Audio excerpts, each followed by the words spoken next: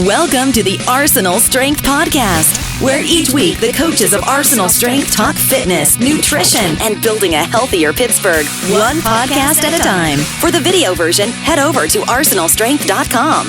Now, here's your host, Brooks DeFury.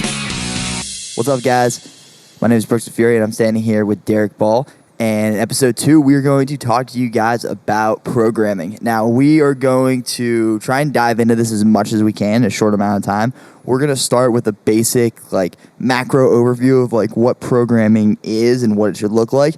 Then we're going to go into what you guys see here at Arsenal and the different tracks that we have. And then we're going to go into some competitive programming that Coach Derek puts together for people like Coach Bethany.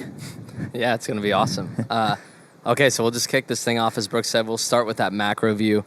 And with the macro view of programming, we're just talking the general programming for CrossFit as a methodology.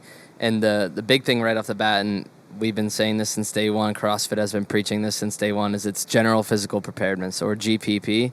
And, we're not trying to breed a bunch of competitive athletes. We're just trying to help people get better at activities they'd find in their everyday life and help them live life better so they can express their fitness and enjoy things that they are doing throughout their life. So when we look at programming and we look at GPP and SPP, we basically have general physical preparedness and what do we call specialized physical preparedness.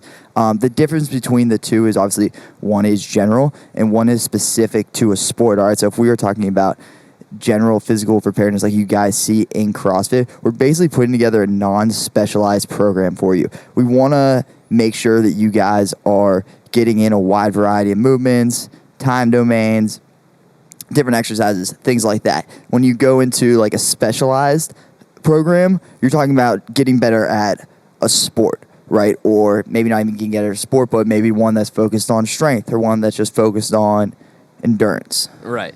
And to go along with that as well, sometimes those sport-specific guys get enough of that in practice or in training outside of the gym that GPP can actually help them with their sport as well. So it's a balance between the two, and everybody needs a little bit of both there.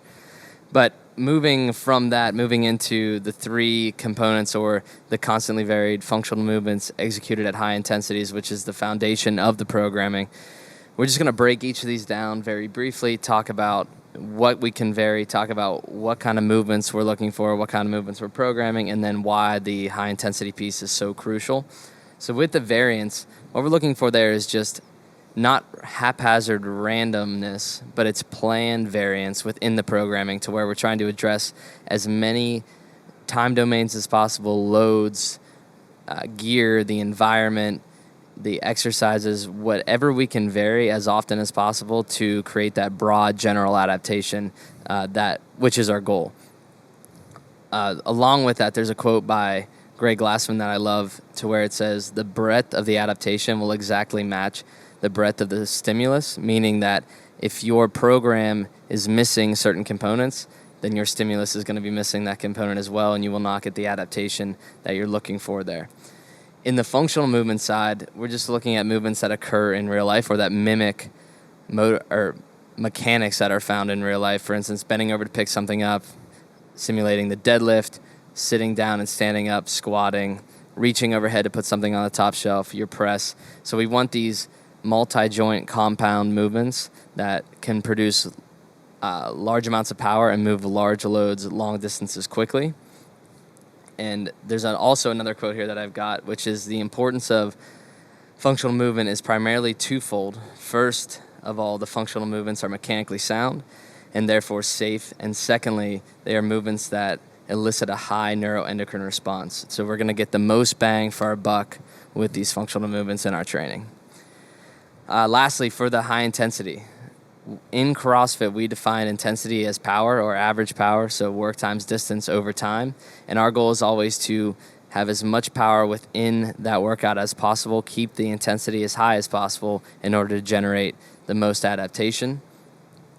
Along with intensity, we have to talk about threshold training, which we're looking to find a threshold or that line to where we're giving it as much of an effort as possible without the wheels completely falling off. So we want to try to ride that line to where maybe we have 3 good reps in a row, then we have not such a great rep, Then we back off the speed a little bit, fix it, and we want to try to ride that line and play that game throughout the entirety of the actual workout. And for everyone who's a member here at Arsenal, you know that feeling when you go and you're 14 reps into that round of 21 and things just kind of start going to shit and your knees start caving in, you're not locking out and all that. That's what Coach Derek's talking about.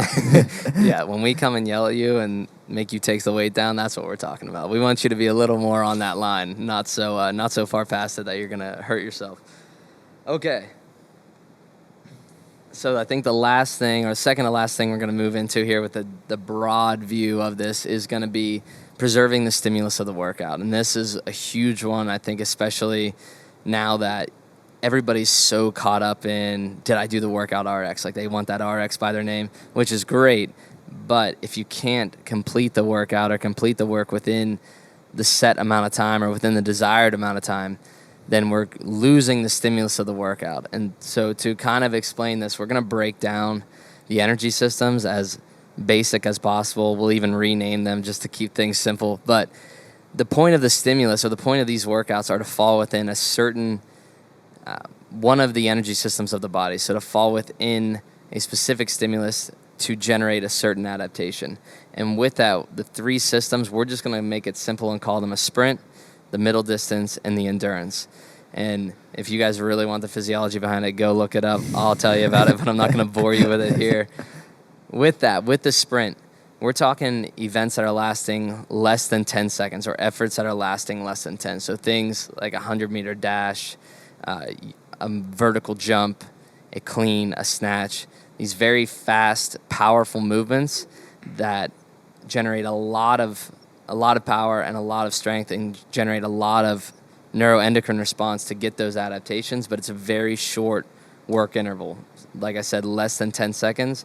And with that, we're resting a good 4 to 5 times what the effort took. So about a 1 to 4 work to rest ratio, if not more, in order to recover from those events. So a perfect example is if we come in, the workout on the board is, let's just say it's a snatch, 7 sets of 3. Then with that, for that 10 seconds or however long we're on the bar, it's 100% effort. The body's giving everything it's got, and then we have to recover significantly between those efforts if we want to match that exact same performance. The middle distance, this is where the majority of our workouts are going to fall. Somewhere in between that, we'll say 10 to about 180 seconds. That's shorter, but that's where this system starts, this middle distance system. And with this one, we're having a little bit less rest, maybe 1 to 2, 1 to 4. But again, it's very high intensity, very powerful as we're going through. So it takes a little bit more time for the body to recover from that. And then lastly, we have the endurance system, much longer in duration. As you can see from the chart that's on the board, it's this bottom line here, and it goes all the way across to where it's almost endless. You can be at these lower intensities for a lot longer of a duration than what we could be for a sprint or a middle distance. So these are things like a 10K row, I don't even know, any kind of longer 5K run. 5K run, 10K row. It could be just a longer duration Metcon, like a hero workout of some sort. 20-minute AMRAP, 30-minute AMRAP. Yeah. So any kind of extended duration event is what we're looking for there.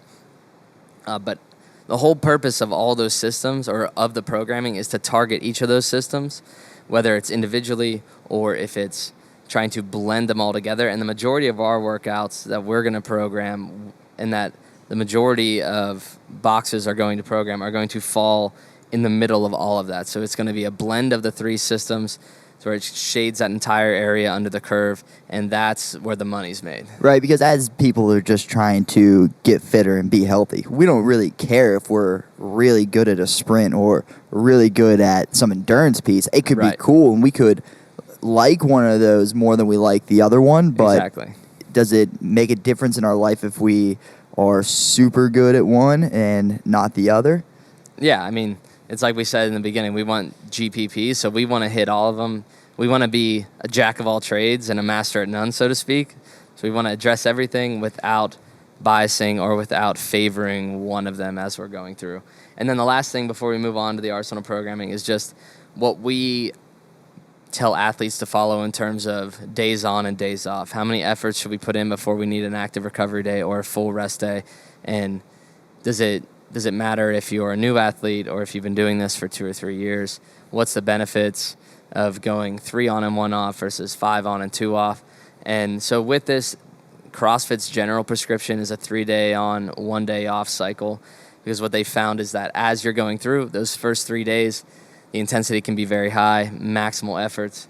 And then on that 4th day, they tend to see a drop in the intensity, and we're no longer gaining those adaptations that we're looking for that come through a very high intensity effort. But for everyone, that's not necessarily realistic. People have day jobs. They're working 5 days a week. Then they've got the weekend. So a 5-day on, 2-day off approach can work for people as well. It's really all individualized. And with that, coming and working out, whether it's 4 days in a row or 5 days in a row, is always going to be better than just sitting on your couch at home. Us as coaches realize when people have come in 4 days in a row or 5 days in a row, and any workout that we have can always be tweaked a little bit to make it more of an active recovery workout for you guys than a balls to the wall workout that we normally do. Yeah, exactly. I mean, if you're feeling beat up, it's better for you to come in. We'll modify things for you. You can modify it for yourself. Take the intensity down just a little bit and move your joints through a range of motion and actually break up some of that scar tissue and some of that damage that you've done from the previous days of training. And you're going to feel a hell of a lot better on that next day than you would if you just sat on the couch all day and let everything get stiff, tight, gristly. It's not going to be good. I do my best to make every day an active recovery day. I mean, that's the way to go. Just make every workout low intensity. Yeah. Still recovering. I had a really rough one like 3 days ago. But in terms of newer athletes coming in, we have people fresh out of Elements, on-ramp, whatever your gym calls it. We don't need you guys coming in 5 days a week right off the bat to start off. I mean, we're looking, if you're less than 6 months into this thing, we just need you coming in maybe 2 or 3 times a week. Get your feet wet, get your body used to this level of intensity that you haven't necessarily been exposed to, because yes, Foundations and Elements is higher intensity than what you've probably typically engaged in, but it's still a different stimulus than what the class setting would be. You've got other athletes who are more experienced pushing themselves harder. It's going to motivate you. They're going to push you a little bit harder than what you're used to. So definitely back off 2 or 3 times a week. Let your body adapt so you don't burn out in that first month of CrossFit. Because we want to make this a lifelong thing, right? I mean, we don't want to come and get in shape for 3 months, see all this progress, see like all these gains that we're getting, and then hashtag gains with a Z, and then get hurt or something happens just because our body is still adapting, trying to get used to what we're doing, and then we have to backpedal for another few months. Right. We want it to be a whole lifestyle approach, not just a quick fix, because we know that's what works in the end. Okay, are we ready to move on? Yeah, let's move on. Arsenal programming. Nerding out is done. I think we kept it pretty... oh, no, we kept it good. We kept it pretty, like... That was really good. I had to... What do books say, reading level? I think we were at, like, reading level of a 6th grader. You were at least at college. I was in 6th grade. I asked Derek just to dumb this down for the sake of me before we got into this. I think you have it. But, so we're going to move into Arsenal programming. If you guys haven't been to Arsenal before...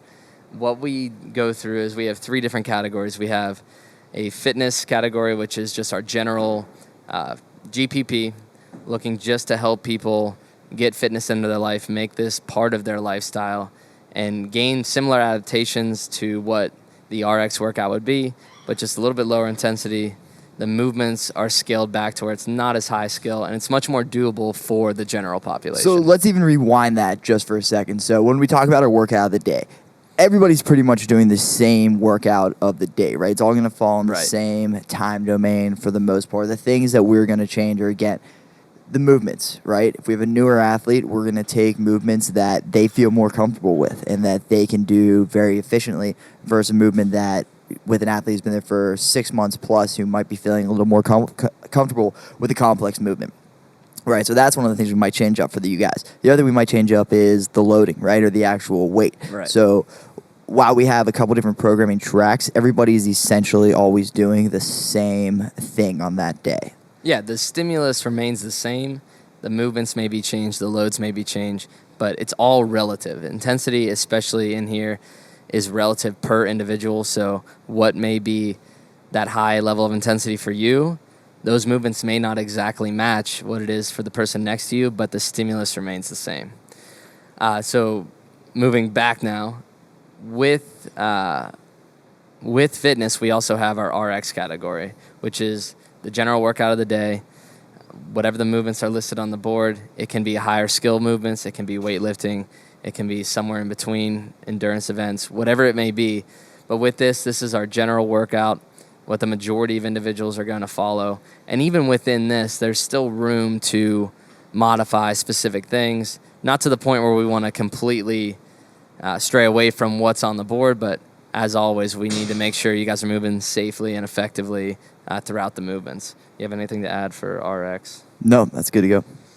Okay, and then the last category that we have is our Beyond RX, which is more or less accessory work or additional volume to what the workout of the day is or what the RX workout is. So when we look at our programming and what you guys see on a day-to-day basis, rarely will you ever see a strength piece and a Metcon piece in the same day, right? The reason being is we want you guys to be able to give 100% effort on those strength days and 100% effort on those Metcon days, right? When we say Metcon, we're talking about, our AMRAPs are doing a certain amount of work and as quickly as we can, things like that, right? We want you guys to be able to dedicate as much intensity to that as possible without sacrificing one. This is where our Beyond RX comes into play, and you guys have seen it on the website and on Facebook and things like that before. It's basically additional work. So if you want to come in and get some more strength work in, you can do that, right? We have that option. But Coach Derek's going to go into a little bit about how to keep the intensity high for both pieces. Yeah, so guys, we want you to, if you have the ability to, engage in the Beyond RX. That's what it's there for. It's additional work to help you to continue to improve your fitness. But what it's not is it's not individualized. It's very general and inclusive. So yes, it is going to make you better if you're doing it appropriately, but it is not going to target your specific weaknesses. So we don't want you to think this is the competitive programming. This isn't individualized work for our competitive athletes. It is just general additional volume and additional work to what's on the board. Exactly. And, it's work for those people who do want to get just a little bit stronger or do just want to come in and get a little bit of extra work with their Metcon. Right. So with that, just like we talked about with the workout of the day, needing to modify things, needing to scale things in order to preserve the stimulus, same thing needs to happen in the Beyond RX. Just because it's named Beyond RX and things are, there may be a little more high skill, that's just a fancy name that I gave heavier. it. What's that? That's just a fancy name that I gave it. Yeah, just a fancy name, right? But with that, just because it says that or whatever's written there, we still need to modify and scale to preserve what the intention of the workout is. So, and Brooks has a good example. Perfect example of this. There was a Beyond RX workout at some point this week. It was 21-15-9 of a calorie row and snatches at 115. 115 for the guys. I think it was 75 pounds for the girls, which is a relatively heavy power snatch for me. If you're just above disease free. If you're just above disease free like I am, that's a pretty heavy power snatch, especially for a lot of reps. When you guys look at this programming, you'll also see that we give notes for it, right? We'll give a time cap, right? We want you guys to stick within that. So on this particular workout, there's a 6-minute time cap. So Vincent Camps and I were going to bust this one out together. We looked at it and said, okay, how can we put a weight on this snatch that still is going to allow us to fit the work in the same time domain? So we just scaled it down. We scaled it down to 75 pounds. We did the female weight, and we got in pretty much exactly 6 minutes. So anyone can do this Beyond RX work. If you guys are efficient with the movements and, the coaches feel comfortable enough that you can do things without our supervision, you guys can do it, but it's important just to look at it and make it fit your needs and your ability level. Like Derek might have been able to do that with 115 in 6 minutes, but Vince and I were like, we're putting 75 pounds on the bar, and we're just going to try and get it done. And just so we're clear, 75 pounds still did kick their ass. It did. It was brutal. It sucked. That was a really rough workout, so I feel you there. But yeah, like Brooks said, get in here, do it. Grab a training partner, get in here, right? Build some camaraderie with the other athletes at the gym, and you'd be surprised how quickly you start seeing adaptation, seeing gains, and really just enjoying being in the gym more and being around the community as well. And I think that, again, people get so tied up in doing workouts exactly as they're written on the board. And I think it just this mindset kind of comes with experience a little bit. It is often way more fun to stick to the stimulus of the workout and figure out a way to make that fit you than to do it super heavy and not be able to move fast. Like, yeah, that workout would have been no fun if I would have done it with 115 and you're failing pounds. like every and I'm 3 failing reps. and I can't do anything. But Yeah. it was a great time with 75 pounds. It was still miserable, but we were able to blow through it, get it done in 6 minutes, and that's exactly what the point of the workout was. Yeah. And I think with that too, kind of thinking of, training and it being fun and enjoying training. If there's something in the Beyond RX or even the workout of the day, grab somebody and get them in here with you.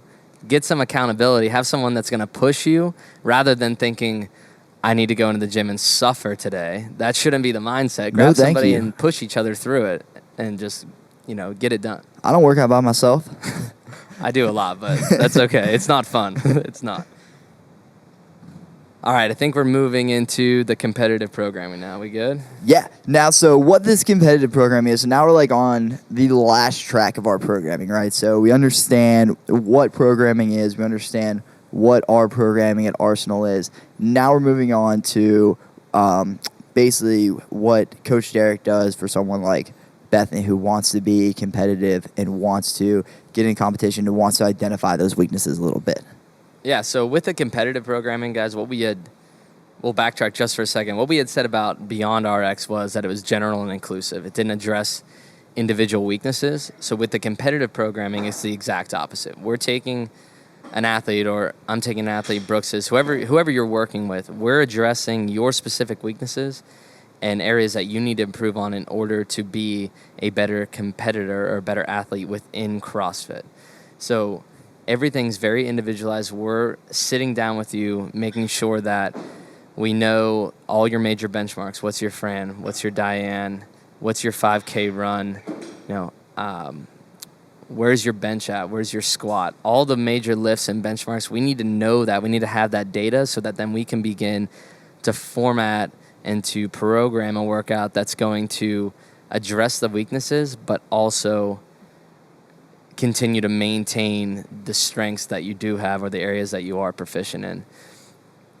And to bounce off of that, we need to make sure that it stays that way. We need to make sure that we're addressing weaknesses or targeting weaknesses and not biasing strengths. So if I've been doing CrossFit for, let's say, 6 months, a year, I come in, I'm working out 4 or 5 days a week. I'm oftentimes doing like the Beyond RX to get some extra work in. But now I want to take it to the next level and get like a little bit specialized. What's the process behind that? How's that work? So I think, like you had said, you were coming in. Let's say you've been hitting the workouts. You're feeling good. You're in here 4 or 5 times a week. We need to make sure still before you even attempt to go to the competitive side of things and really dive into a more a greater commitment of training is that can we come into the class and hit every workout that's on the board as RX? If we can't hit every workout as RX, then we probably don't need additional work that's addressing specific weaknesses because we have general or broad We're just not weaknesses. fit. We're just out of shape. We're average. Out of shape and weak. That's why I don't need this. But seriously, if we're not hitting every workout as RX, then there's no point in trying to attempt to go beyond that into competitive programming until we've achieved that general baseline fitness that we need to move safely and effectively through more advanced skilled programming. And but if we are at that point, we can come in, we can hit the workouts as RX. You need to talk to a coach, whether it's me, Brooks, Bethany, whoever it is, Rich. I don't want to leave anybody out. But you need to speak with them, sit down with them one-on-one and find out how do they program? Does it fit your needs? Are they going to take care of you as an athlete? And make sure they're paying attention to your numbers, to your progress, because it is so specific and so detailed of a process that we need to make sure we're moving through, communicating, and keeping that progression going throughout the course of a year, 2 years, whatever it is. And so if this does sound like something you guys are interested in, come talk to one of us. We'll sit down, look at where you're at, and try to formulate some sort of plan to continue to make you better and to get you further along with your fitness. Let's see if I have anything. To bounce back to the biasing targeting. With that, if you guys are following someone else's competitive programming or even just someone else's programming in addition to what we're doing here, don't think that is necessarily the best thing to do, because what might be a weakness for them might be one of your strengths, and now you're biasing your strengths. So if you're great at muscle-ups and your buddy sucks at muscle-ups and you're doing muscle-ups twice a week, every week, and you're feeling great, you're probably missing somewhere else. I can't just follow Matt Frazier's programming and go to the games. Well, I heard if you just do whatever he does, 8 workouts a day, that you're automatically there. It's a lot of work. I'm out. It's just a full-time commitment and you're in. I mean, that's like when everybody thought if they just ate peanut butter and drank whole milk, they'd be Rich Froning back in 2011 and 12. I still think that, Derek. Well, they're both really good, so I don't blame you. But yeah, so we need to make sure we're not biasing the programming and hitting everything that we're good at, because everybody loves to train the things they're good at. It feels awesome.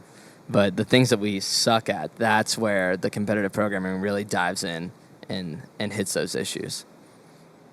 Good? Yeah, perfect. I mean, that's all I've got if you don't have anything else.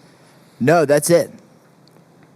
That's all we got. All right, all good. Right, we're wrapping it up. If you guys have any other questions about the programming, or you want to nerd out with us just a little bit more on it, feel free to just grab us after class, or even if you guys want to start getting into the Beyond RX work a little bit, and you're not sure where to start, or if you have a question about how to scale it back to make it work for you guys to fit in those time domains like we talked about.